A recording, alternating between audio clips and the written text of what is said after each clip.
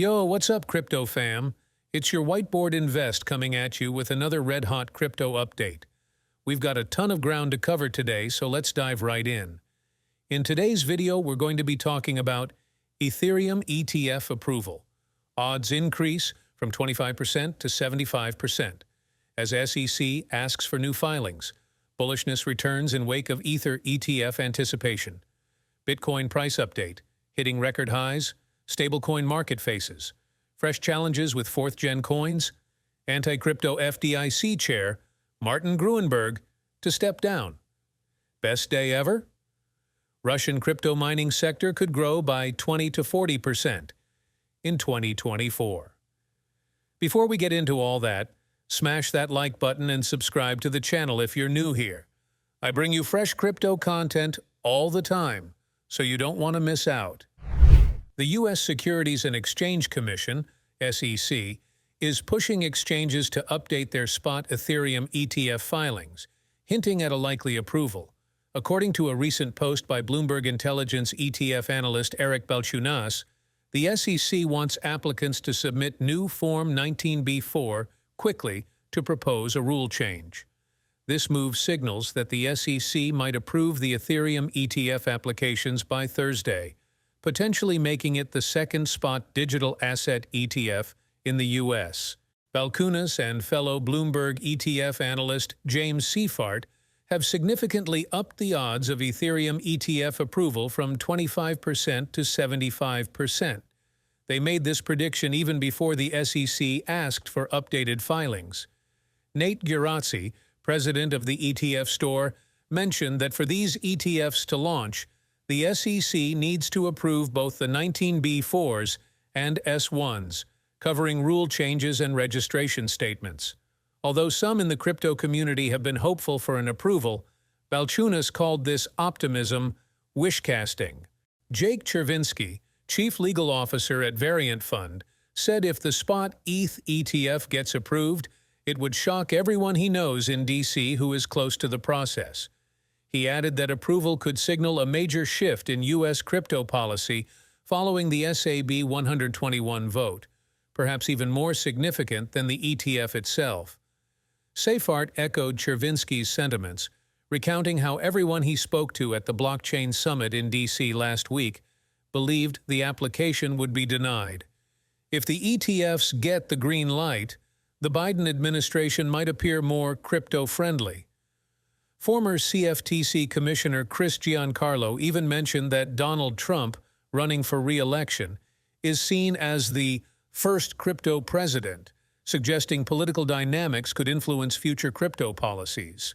Many industry pundits believe the SEC's sudden shift on spot Ether ETFs is due to political pressure. Reports indicate the SEC has asked ETF exchanges to update their 19b-4 filings, and this news has excited crypto bulls, pushing Ether's price up 19.4% to $3,685, its highest since April. Analysts like Eric Balchunas think this could be due to a change in Congress's attitude towards crypto. Henrik Anderson from Apollo Crypto noted a turning tide in Washington, sparked by the SAB 121 vote, with both parties showing more interest in supporting crypto. Adam Cochran from Sinamhain Ventures sees this as a potential end to the crypto winter, while Ryan Sean Adams of the Bankless podcast suggests it could mark the end of restrictive SEC actions. Mike Novogratz of Galaxy Digital is more confident than ever in the industry's future and institutional adoption. Political dynamics are also at play, with Donald Trump actively courting the crypto community and criticizing President Biden's crypto knowledge. A digital currency group poll shows that crypto policy could sway voters in swing states as the U.S. presidential election approaches. Oh, by the way, the content in our video should not be considered investment advice, just for entertainment only. Investing is speculative. When investing, your capital is at risk. Before we dive into today's next market-breaking news, make sure you hit the like button and subscribe to our channel to fuel us up for even hotter content than ever. Bitcoin surged past $71,000 as excitement over a potential Ether ETF approval sparked a wave of optimism in the crypto market. Traders are betting Ether could hit $4,000 soon, thanks to Bloomberg analysts who've raised the odds of an Ether ETF approval to 75%. This renewed hope for a U.S.-listed Ether ETF has driven the market higher, causing a massive $260 million in short liquidations. Ether alone saw a 19% jump to $3,700, its highest since early April, while other cryptocurrencies like XRP, Cardano's ADA, Solana's SOL, and Dogecoin Doge posted gains between 3 to 6%, according to CoinGecko. The sudden price spikes resulted in significant losses for those betting against the market. Ether shorts lost over $115 million, and Bitcoin shorts about $99 million, with Binance logging the largest liquidations at over $130 million, followed by OKX and Huobi. Shorts are bets that prices will fall, and when they don't, exchanges forcefully close these positions, leading to liquidations. This market rally started late Monday after Bloomberg analysts Eric Balchunas and James Seifert increased the likelihood of a spot Ether ETF approval to 75%. CoinDesk reported that the SEC asked Ether ETF exchanges to update their 19B4 filings ahead of a crucial deadline, adding to the bullish sentiment. Market participants see an Ether ETF approval as a major positive, potentially opening the floodgates to institutional investment, much like the spot Bitcoin ETF, which has seen $12 billion in inflows since its launch in January. Looking ahead, some traders believe Ether's price could rise further.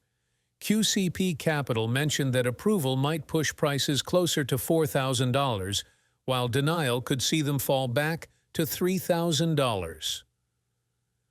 Overall, this potential approval suggests a shift towards more crypto-friendly regulation and could be a significant moment for the U.S. crypto market, especially as the presidential election nears, with crypto policies increasingly influencing voter decisions.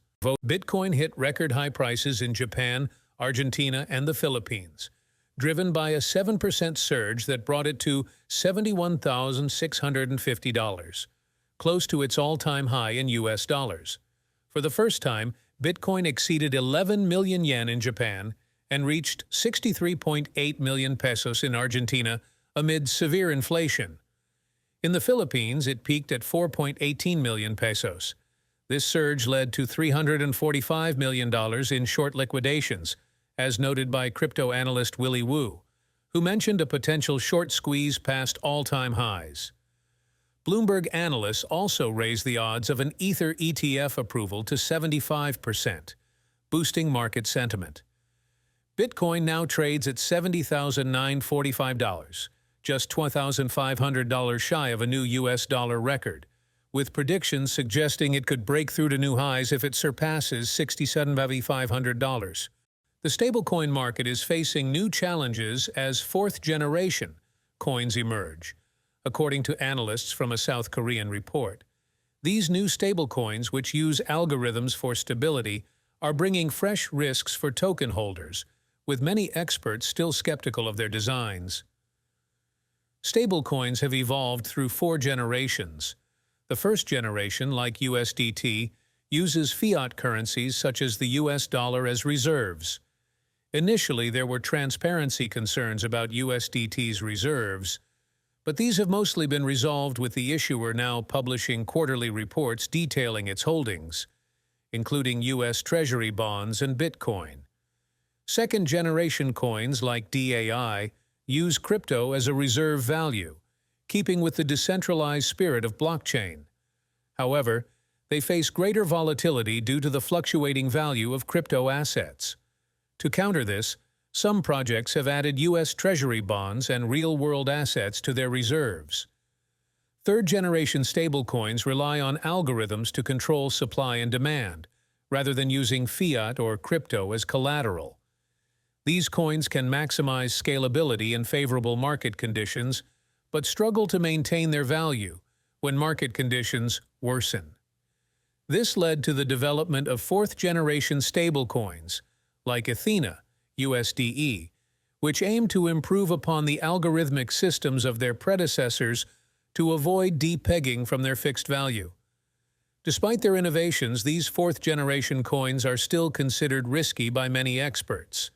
Yet, they are gradually gaining market share and attracting attention.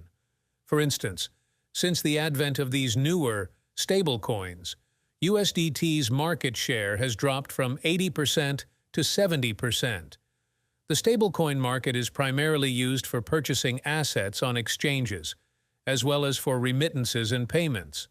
As the market evolves, each generation of stablecoins faces unique challenges. First-generation coins tackled transparency issues, second-generation coins dealt with volatility, and third-generation coins struggled with maintaining value in poor market conditions. Now, fourth-generation coins must overcome skepticism about their algorithmic systems. Overcoming this expert skepticism will be a major challenge for these new stablecoins, but their growing market presence suggests they might be up to the task. Martin Gruenberg, the head of the FDIC, is stepping down amidst controversy over workplace misconduct allegations. An investigation revealed a toxic culture at the agency, prompting criticism from both Republicans and Democrats. Gruenberg's decision to resign follows calls from lawmakers, including Sherrod Brown, for his replacement. While some, like Elizabeth Warren, expressed confidence in his ability to bring change, others, particularly in the crypto community, celebrated his departure. Gruenberg's involvement in Operation Choke Point 2.0 and his negative stance on cryptocurrencies contributed to his mixed reception. A recent report suggests that Russia's crypto mining industry is set to grow significantly in 2024, potentially by 20% to 40%. According to BitRiver, a major player in Russian crypto mining, factors like cheap electricity and minimal regulatory hurdles are driving this growth. Last year saw the market double in size, with Russian miners accumulating around BTC 54,000. While there's ongoing debate on how to regulate mining, legal experts note existing provisions in Russian law, despite criticisms of their effectiveness. The industry's expansion is largely attributed to favorable conditions, such as low electricity costs, especially in Siberia, where miners can save on cooling expenses. Despite regulatory uncertainties, the lack of strict control by local authorities fosters a positive environment for crypto-related businesses. Alright, that's hottest news today. If you guys did find this video helpful, leave a like and subscribe our channel for more free content. Thanks for watching. Peace out.